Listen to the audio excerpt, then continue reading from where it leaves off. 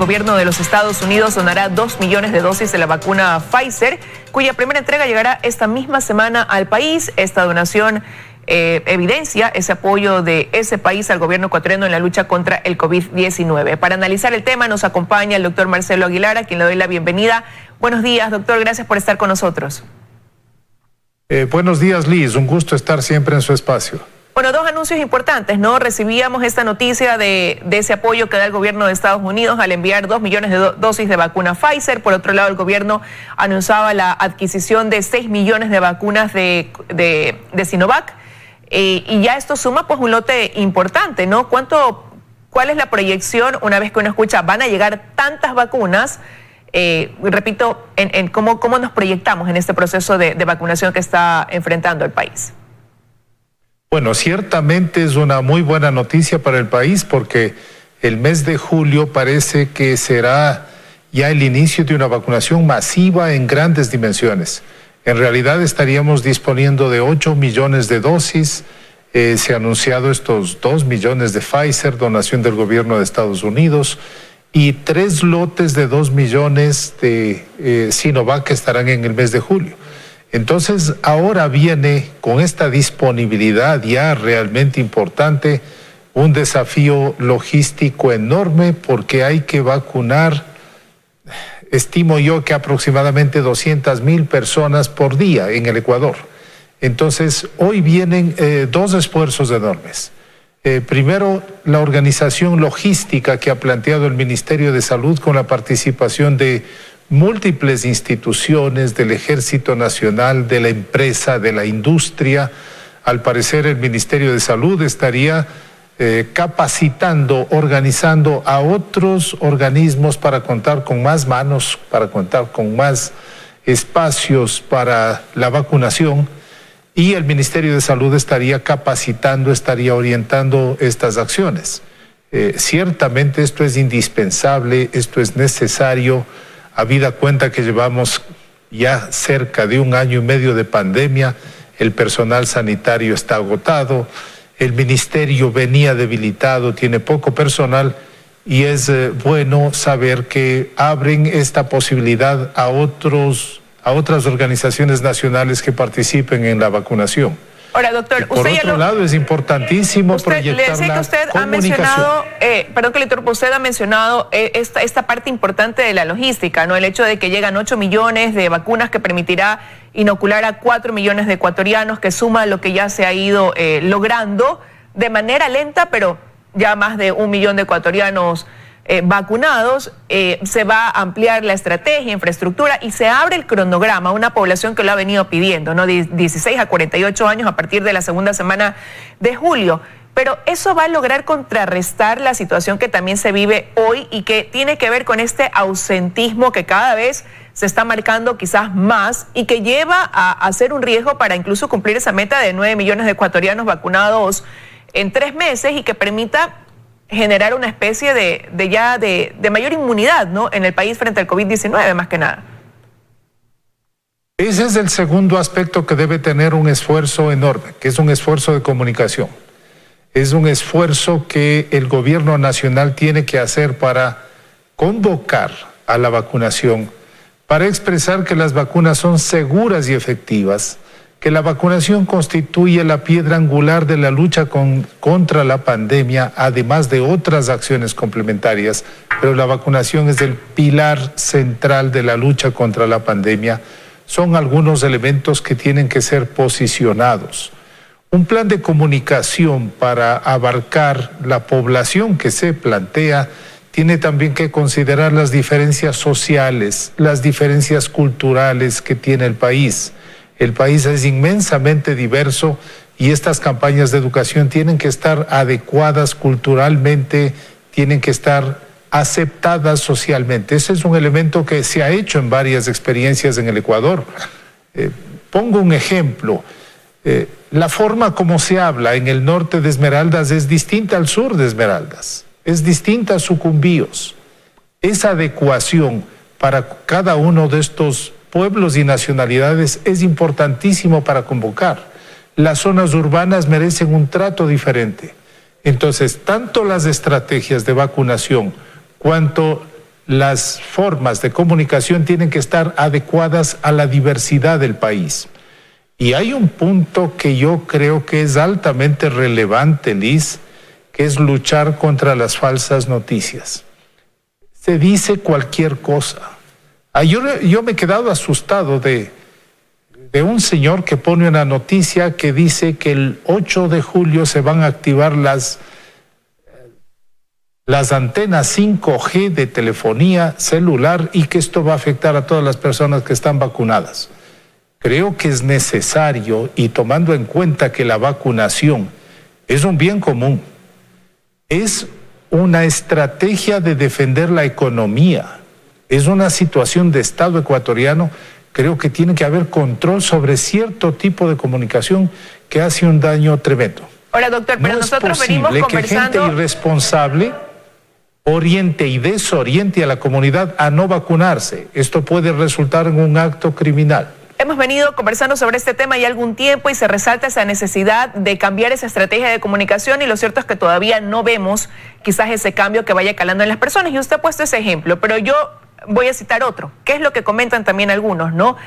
¿Para qué me voy a vacunar si ahora las personas que están vacunadas comienzan a contagiarse con las nuevas variantes? Por citar un ejemplo, Delta, que es de mayor transmisión, de mayor contagio, y se lo ven en otros países del mundo. ¿Qué decirle a esas personas que comienzan a poner ese argumento como la excusa para no vacunarse?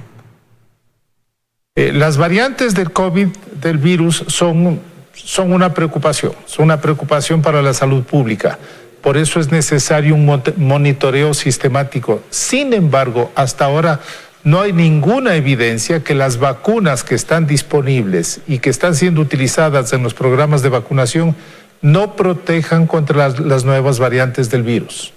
Recordemos que las vacunas van a producir una protección para los casos graves, para los casos mortales, y si es que hay alguna reinfección en personas vacunadas, es en un porcentaje mínimo, pero esas personas no van a ser casos graves, no van a morir, y van a ser un caso leve. Entonces, hasta ahora no hay ninguna evidencia que las nuevas variantes superen la vacunación. La vacunación sigue teniendo una efectividad importante para las cepas antiguas y para las cepas que están ahora. Entonces, hay que vacunarse, hay que vacunarse. Ahora, más bien citemos también o hablemos de lo que está pasando, ¿no? Dicen desde la parte médica, era previsible que surjan estas variantes, pero sentimos que va muy rápido. Toman su tiempo, pero en este caso, ahora hablamos de Delta, pasan unos días y se menciona o se comienza a hablar de Delta Plus. Entonces, ¿qué también lleva a que quizás surjan con mayor rapidez? Bueno, son algunos factores, pero principalmente es la cantidad de personas que han sido afectadas. Miren, se reportan alrededor de 181 millones de casos en todo el mundo. ¿Qué es lo que se reporta? Sin embargo, esto seguramente hay un número mucho mayor de casos que han ocurrido. Entonces, una amplísima circulación en diversos ambientes, en poblaciones totalmente diversas, ya van produciendo una selección de virus. Y los virus que sobreviven, las poblaciones de virus, son las que tienen mayor capacidad de replicarse y las que tienen mayor capacidad de transmitirse. Doctor, pero para dejarlo, para que quede bien claro, ¿que incide en esto el hecho de, o qué papel juegan aquellas personas, por ejemplo, que no se están vacunando para que estos virus tengan mayor rapidez en reproducir o generar estas variantes? ¿Hay alguna conexión entre lo uno y lo otro? Desde luego, justamente son las poblaciones no vacunadas en las que circula el virus y en las que se producen los procesos de variación y de cambios genéticos del virus. Es en las poblaciones no vacunadas. Mire, en las últimas semanas en los Estados Unidos, casi el 99% de personas que fallecieron no recibieron vacuna. Eso orienta para mostrar que la efectividad de la vacuna es enorme. Y es una tarea tanto del Estado como de la actitud social que debemos tener de vacunarnos. La vacuna tiene que ser entendida como una responsabilidad individual. Yo me protejo. La vacuna protege a mi familia y protege a la comunidad. Tiene que ser un acto de responsabilidad colectiva, tiene que ser un acto de solidaridad social vacunarse. Diciendo en quiteño, pues habrá que decir en último caso, vacúnese, no sea malito. Hay que vacunarse, es una responsabilidad social inmensa y así tenemos que asumirlo. Y aquellas situaciones, aquella comunicación, aquellos voceros que desorientan, tienen que responder frente a una responsabilidad enorme que significa proteger la salud y la vida de la población. Y vale la pena quizás analizar el escenario y proyectarnos, ¿no? ¿Cuáles son esos dos, repito, escenarios que tenemos? Por un lado, si se logra inocular y vacunar a la mayor cantidad de personas, y hay una expectativa ahí muy grande ahora que empiece julio, cuando se va a abrir este cronograma. ¿Cuál puede ser ese futuro que se vislumbre para el país en lo que resta de la mitad de este año? ¿Y cuál puede ser ese futuro también si es que no se logra llegar con ese buen mensaje a las personas y que la mayor parte de los ecuatorianos decidan voluntariamente vacunarse? Hay algunos elementos claves. Primero, si es que partimos de la protección de la vida. Las personas vacunadas y las personas más vulnerables van a estar protegidas cuando ya están vacunadas. Entonces, se reduce el riesgo de mortalidad, se reduce el riesgo de casos graves. Ese es el primer elemento. En la medida que el grupo socialmente, económicamente activo, que son los adultos jóvenes, que son los que en este momento más se están contagiando en el país, en el momento que estén vacunados, van a tener una protección mayor. Mientras más gente tengamos vacunada, vamos a tener una circulación del virus más lenta y cada vez vamos a poder reactivar mayor número de actividades presenciales. Mientras más rápido consigamos una inmunidad cercana al 70%, mientras más rápidamente tengamos población protegida, más rápidamente podemos recuperar la economía. Entonces también es un tema, no solamente es un tema de salud y de protección de la vida, que son elementos esenciales, sino también de recuperar la capacidad de movilidad, la capacidad de reproducción económica. Yo creo que las perspectivas son buenas, creo que hay que hacer un esfuerzo enorme en el tema de comunicación, hay que convocar este sentido de solidaridad, este sentido de responsabilidad. El Ecuador históricamente ha sido un país pro vacuna. El peso de los antivacunas ha sido muy poco, ha gravitado poco en las decisiones. El Ecuador tiene una historia pro vacuna, pro vida en el sentido de proteger a través de las vacunas.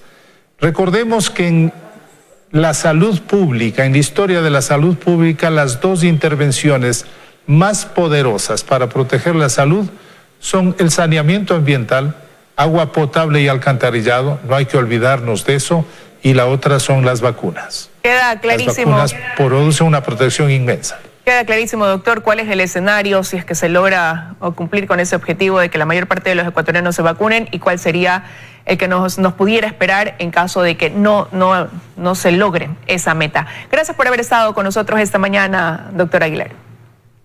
Buenos días, un gusto, Liz. Saludos a toda la audiencia de Teleamazonas. Que tenga un buen día usted también.